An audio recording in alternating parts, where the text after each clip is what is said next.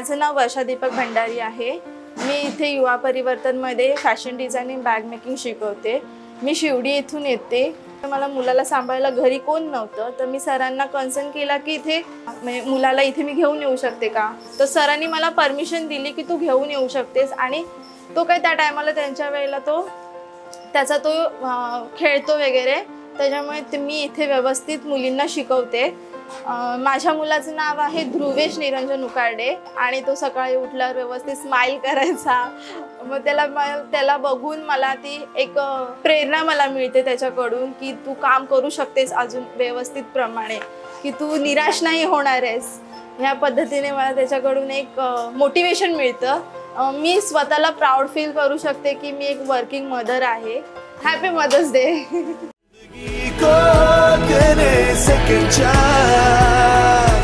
युवा परिवर्तन।